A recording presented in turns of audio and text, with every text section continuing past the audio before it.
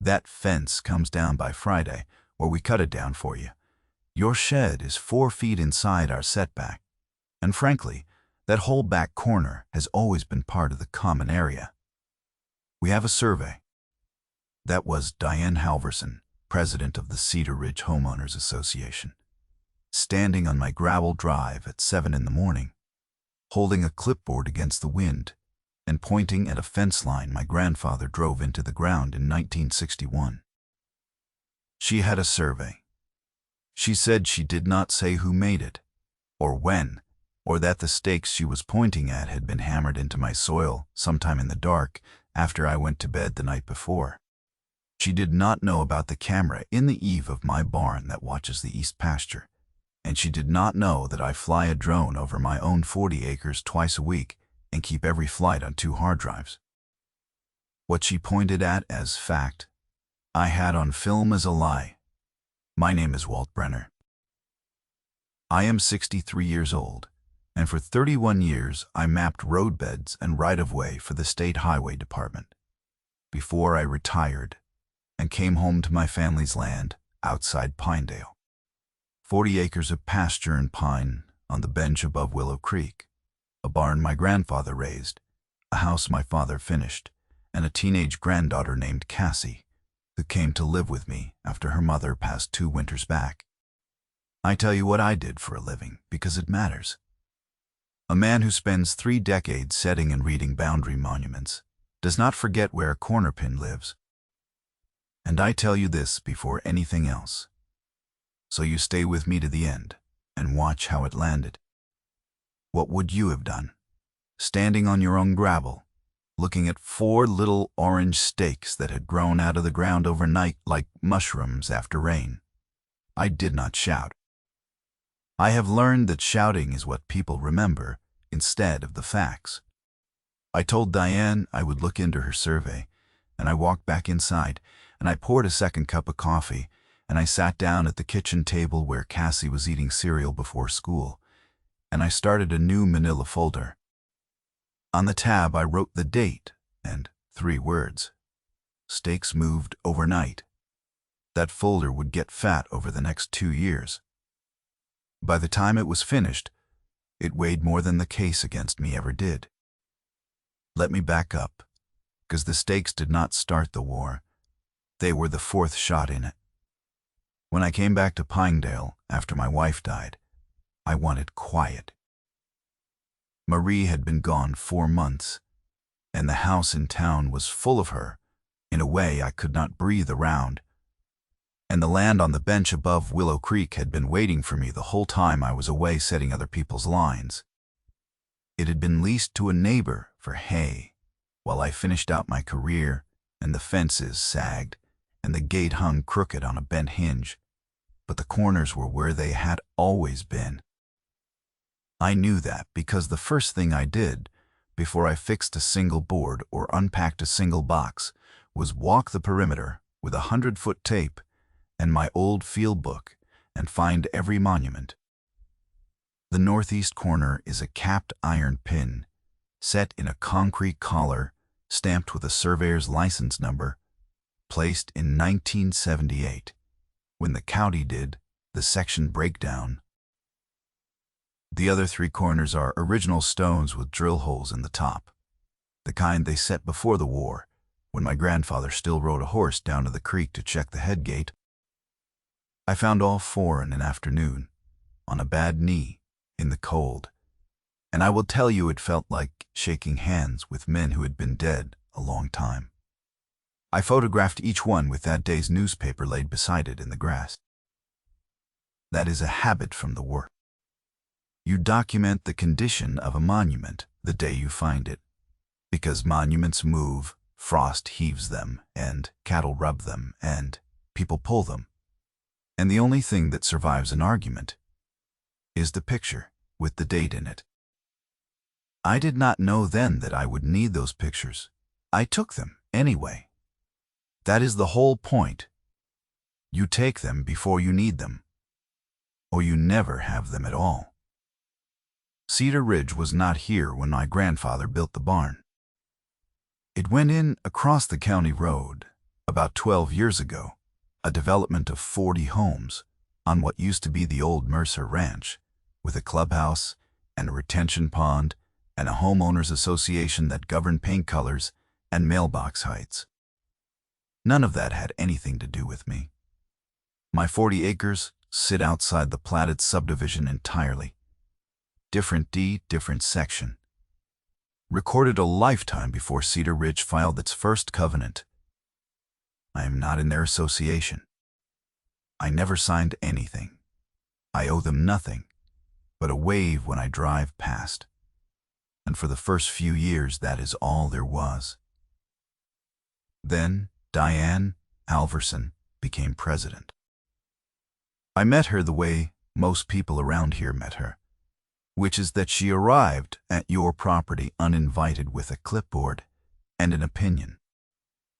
It was a Saturday morning in July, and I was up on a stepladder against the south side of the barn, replacing a run of fascia board that the woodpeckers had ruined, when I heard the SUV come up my drive too fast and stop too close to the foot of the ladder.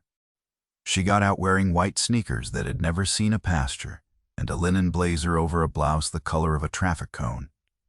And she stood with her hand shading her eyes, looking up at me. And the first words out of her mouth were not hello. They were a question about whether I knew that overgrown lots lowered everyone's home values. I came down the ladder slow because my knee does not allow any other speed, and I wiped my hands on a rag, and I looked out at the hayfield she was pointing at.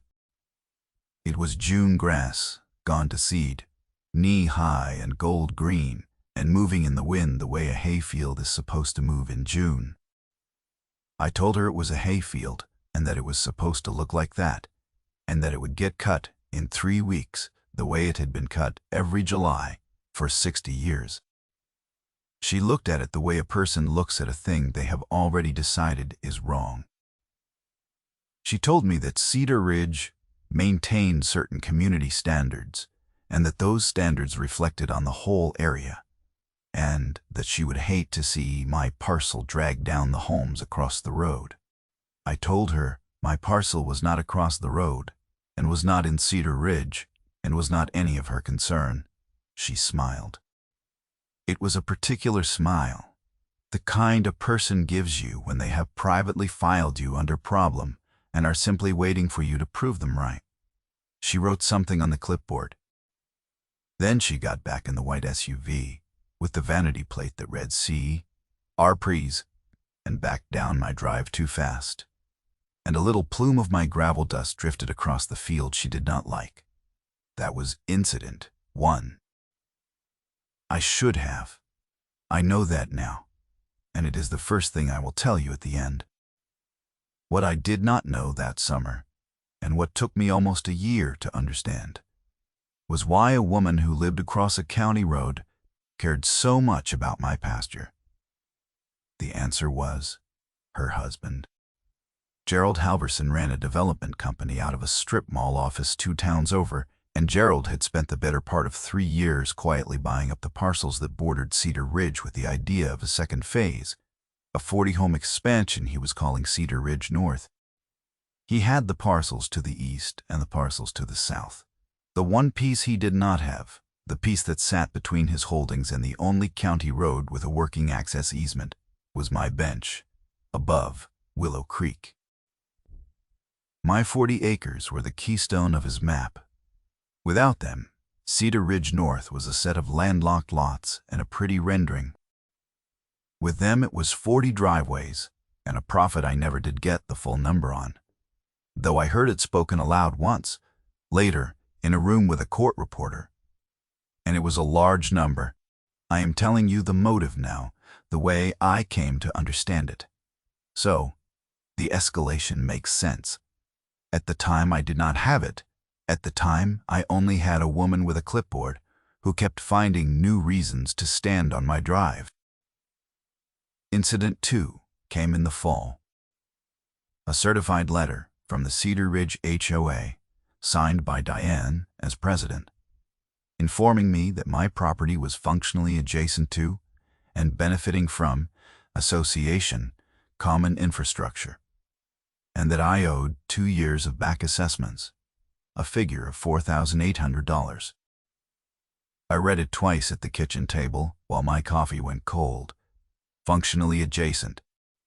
I had spent 31 years reading the careful, deliberate language of deeds and easements. The language that means exactly what it says and nothing it does not. And I knew weasel words when I saw them. Functionally adjacent is what you write when the real word, which is inside, is not available to you. Because it is not true. I am not a member of their association. My land does not touch their common infrastructure. The letter was an invoice for a debt that did not exist, dressed up in the language of a debt that did. I made a copy, I put the original in the folder, and the next morning I drove the 11 miles to the county clerk's office and pulled the recorded plat of Cedar Ridge and the recorded deed to my own property and laid them side by side on the counter.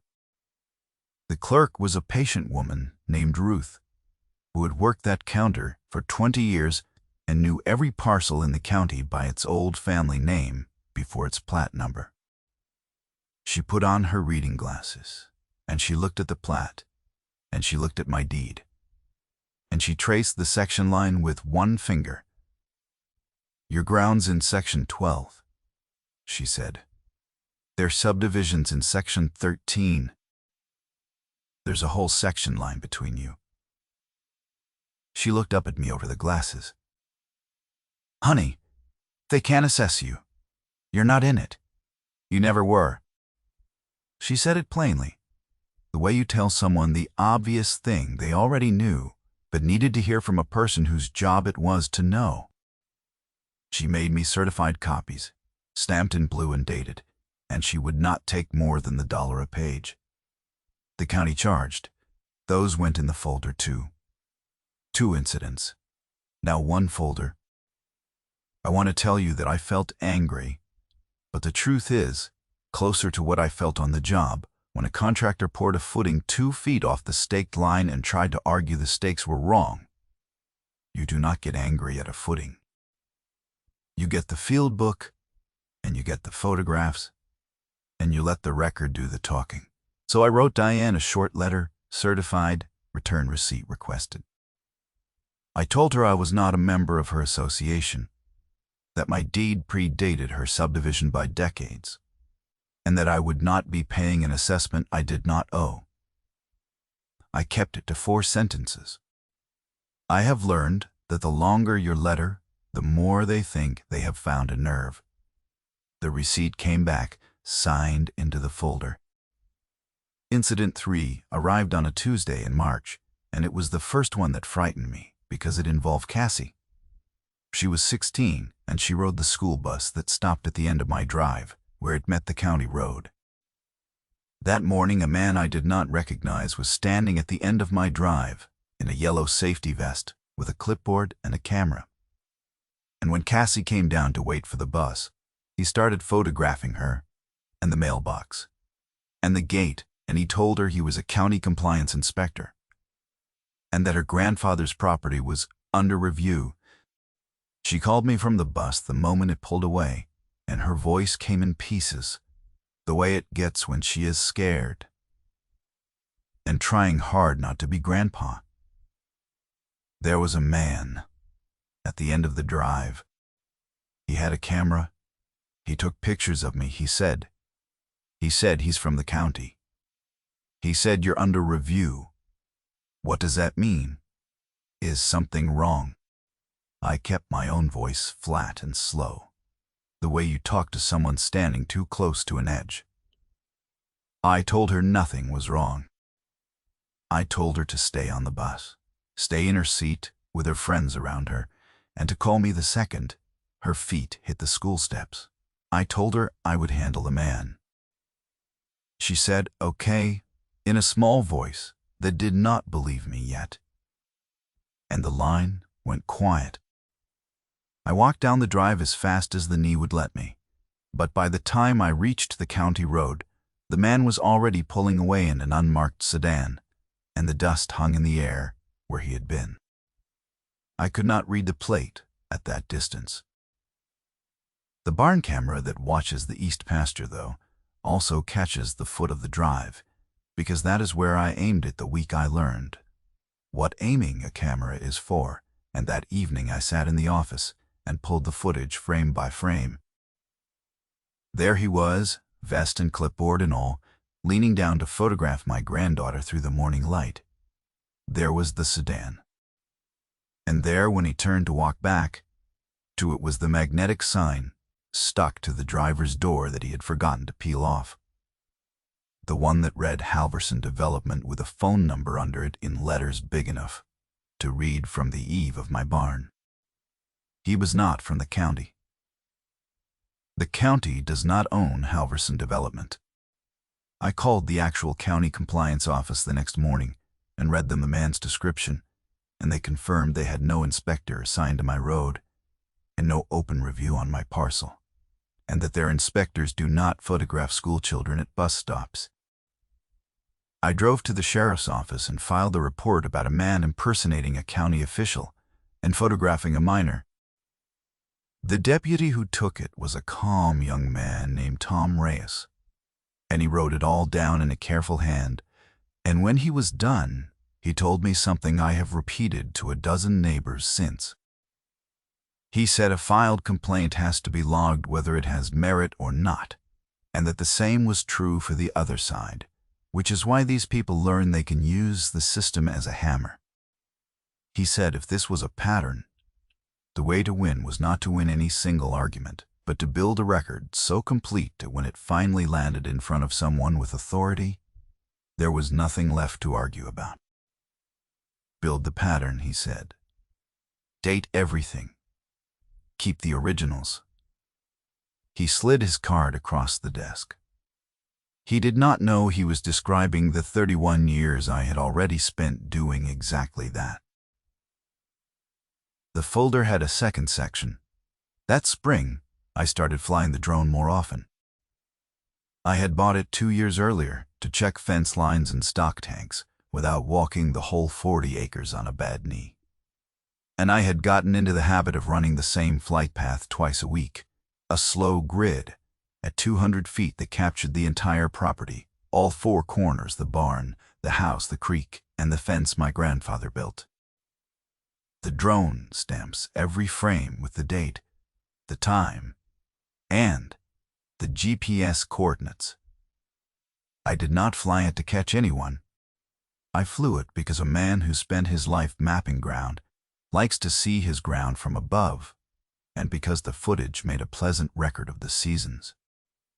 Every one of those flights, though, twice a week for 2 years, was a dated, time-stamped, geo-referenced photograph of exactly where my corners and my fence line were. I had no idea yet how much that would matter. I only knew it soothed me to watch the land scroll by on the screen, green going to gold, going to white, and back to green. The summer was quiet, which I should have read as weather before a storm. Diane stopped coming to the drive. The letters stopped. I let myself believe she had pulled the recorded plat herself and seen what Ruth and I had seen, and decided to leave the old man on the bench alone. I was wrong. She had not gone quiet because she had given up. She had gone quiet because Gerald's lawyers had told her that the way to take my Keystone parcel was not to bill me into joining the association. It was to manufacture a boundary dispute, move the line on paper and in the dirt, and then use the machinery of the county and the courts to absorb the contested strip into Cedar Ridge North. A boundary, once blurred, can be litigated. And litigation against a retiree on a fixed income is a war of attrition. The deep pocket usually wins. Which brings me back to the orange stakes, and the morning Diane stood on my gravel and told me my fence would come down by Friday. The stakes had been driven along a line roughly 40 feet inside my fence, the whole length of the east boundary, cutting off a strip about 40 feet wide and a quarter-mile long, which, by no accident, was exactly the strip Gerald needed for the access road into Cedar Ridge North. The little flags fluttered orange in the morning wind. To anyone who drove past, they looked official. They looked like a survey. And Diane had a document she waved at me. A boundary certification on letterhead from a surveying outfit I had never heard of, with a license number and a date from the week before, showing the true line of my east boundary right where the orange stake stood. 40 feet inside my fence. 40 feet of my grandfather's pasture, reassigned to the common area of an association I did not belong to, certified by a surveyor whose seal I did not recognize. Here's the thing about a stamped survey. It carries the weight of a professional license, and most people, including most judges, give it the benefit of the doubt, because the alternative is to assume a licensed surveyor committed fraud, and that is a serious thing to assume. So when Diane stood on my drive with that certification, she believed she held the high card. A licensed document beats an old man's memory. She was certain of it. She said it 3 different ways that morning, growing louder each time that the survey was the survey, that the corner had always been understood to sit where the stakes now stood, that my fence was an encroachment and my shed was an encroachment, and my grandfather had simply built in the wrong place 60 years ago, and nobody had caught it until now. Cassie watched from the porch with her cereal bowl going soft in her hands. I told Diane I would look into it. I went inside. I started the folder. What Diane did not know, what none of them knew, was 3 things. First, that I am a licensed land surveyor myself, retired but never lapsed, and that I can read a boundary certification the way you read a grocery list, and that the one she waved at me had a fatal problem, which is that it cited the northeast corner as an undocumented point, re-established by best available evidence, rather than tying to the capped iron pin in its concrete collar that has sat there since 1978, with a license number stamped in the cap. A real surveyor finds that pin. It is not hidden. It is exactly where the county record says it is. Their surveyor either never looked or looked and ignored it, and either way the certification was worthless. Second, that I had photographs of all 4 monuments, dated, going back to the week I moved home. And third, that I had 2 years of drone footage, twice a week, time-stamped and georeferenced, showing my fence line standing exactly where it had always stood. And showing, on the flight from 4 days before that morning, no orange stakes anywhere on my east boundary. And then, showing, on the flight, from the morning after Diane's deadline conversation, the stakes suddenly present. I had the night they were planted, bracketed between 2 flights. I could prove the stakes. I did not tell Diane any of that. You do not show your hand to someone who is still raising the bet. You let them commit. So I let her commit. Friday came, and I did not take down my fence. I cut hay that day instead, the way I do every July, and I watched the orange flags flutter along the line they had no right to mark. The following Monday. Incident 5. A crew of 3 men, in an unmarked flatbed, arrived at my east fence with a chainsaw and bolt cutters, and began cutting my grandfather's fence where it crossed the line of orange stakes. Cassie saw them first from her bedroom window and came down the stairs 2 at a time. "Grandpa, there's men at the fence. They've got a saw." I was already moving. I grabbed my phone off the charger and I launched the drone from the porch rail, sent it straight up over the east line where it hung at 200 feet with its little red light steady, and I drove the side-by-side down the pasture to the fence with the camera rolling the whole way. I did not go down with a weapon. I have a rifle in the house, the way most people out here do, and it never once crossed my mind to bring it, because a man who brings a gun to a property line has already lost the only fight that matters, which is the one in front of the judge. I went down with my phone held up recording, and I stopped a few feet from the foreman, and I asked him, calm and level, who had hired him, and whether he had a permit to cut a fence on private property. The chainsaw idled down. The foreman was a tired-looking man in his 50s, with sawdust on his forearms, who clearly did not want to be there. He said he had been hired by Halverson Development to clear to the survey line, and that he had paperwork in the truck. I asked to see it. He brought it. It was the same worthless certification, the same unfamiliar seal, the same line, 40 feet inside my fence. I handed it back to him. I told him the fence was on my deeded property, that I was the recorded owner, that he was on camera and so was the drone above him, and that if he cut one more strand of my wire, he would be named personally by his own name and not just his company's, in a complaint for criminal destruction of property. He looked at the certification in his hand. He looked at me. He looked up at the drone hanging in the bright air over all of us. And I watched him do the arithmetic that the people who hired him had not bothered to do. He told his men to load up. They had cut about 40 feet of fence by then, 4 strands of wire and 2 posts, the staples still bright where the saw had freed them. I measured the damage with a tape, photographed each cut end with the date showing on my phone, and filed it that night. 5 incidents. The folder needed a binder clip now.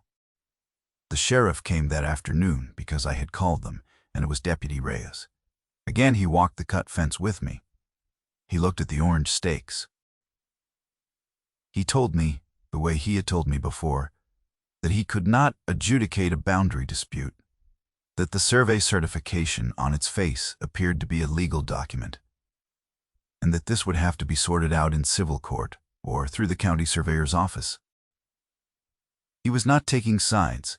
He was telling me the law as it stood, which is that a stamped survey is presumed valid until a court or a licensing authority says otherwise. He named the threshold without meaning to. He said, if you can show their survey is bad, this whole thing collapses, but you are going to have to show it to the right person. Build it, he said again. I told him I was almost done building it. He did not know what I meant. The civil suit landed 3 weeks later. Halverson Development and the Cedar Ridge HOA jointly filed an action to quiet title to the 40-foot strip, claiming the boundary as certified by their surveyor and asking the court to declare the strip theirs and order my fence and shed removed. The filing valued the strip and the lost development opportunity at a number that told me, finally, what Cedar Ridge North was worth to Gerald. The complaint was 40 pages of confident assertion built entirely on one document, the boundary certification, which they attached as their primary exhibit. They had bet the whole case on a survey that did not tie to the pin. They had committed completely. That was the moment I had been waiting 2 years for. The moment the style profile in my head, the one every surveyor carries, told me was coming. They had put their fraudulent line in writing, sealed it, signed it, and filed it with a court. Now, it could not be walked back. I hired a lawyer, a level woman named Priya Anand, who practiced in the county seat above a hardware store, and who, on our first meeting, set my folder on her desk and looked at it for a long time without speaking. She turned the pages slowly, one at a time, the way a person reads something they do not want to rush. The dated monument photographs, each with the newspaper beside it. The certified copies of the recorded plat and deed, with Ruth's blue stamp, the certified letter, and the signed green return receipt.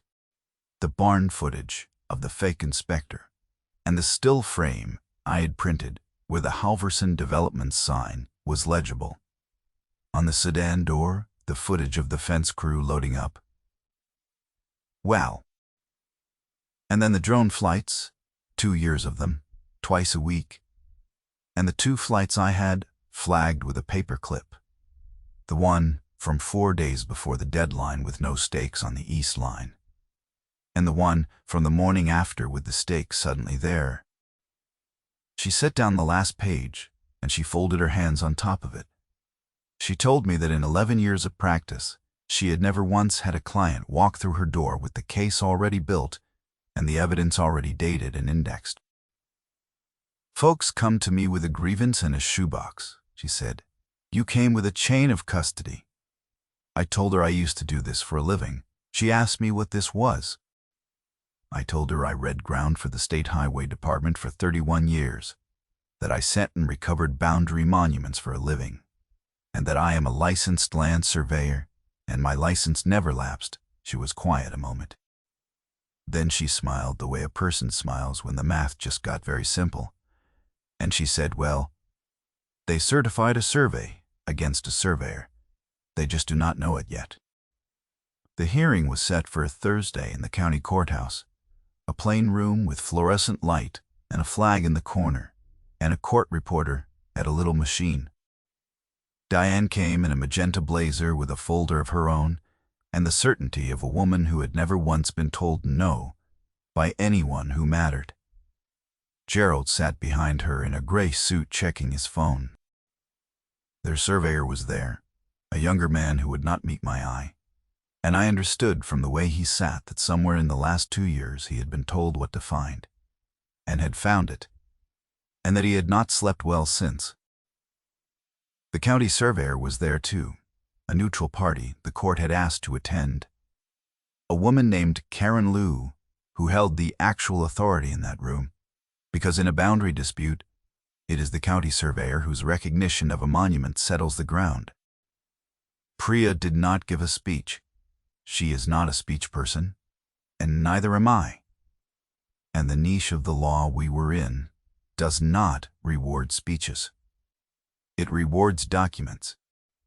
She asked their surveyor on the stand to describe how he had reestablished the northeast corner. He said he had used best available evidence. She asked him whether he had located the capped iron pin set in 1978. He said he had not found one. She asked him whether he had looked. He paused, and the pause was the whole case. Then Priya laid one photograph on the table in front of the county surveyor. It was my photograph, dated the week I moved home, of the capped iron pin and its concrete collar, the license number stamped in the cap clearly legible, a folded newspaper beside it showing the date.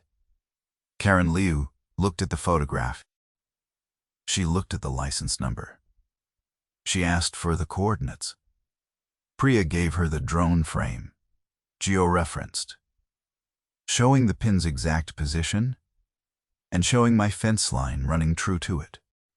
Karen Liu took out her own county records, the ones that have sat in a vault since 1978, and she read the recorded position of that pin aloud, and it matched my photograph to the foot, and it matched my fence, and it did not match one single orange stake. The room got very quiet. I want you to sit in that quiet with me, because it is the only payment I ever wanted. There was no shouting. There was a county surveyor with a record in her hand, and a photograph on the table, and a license number that agreed with both.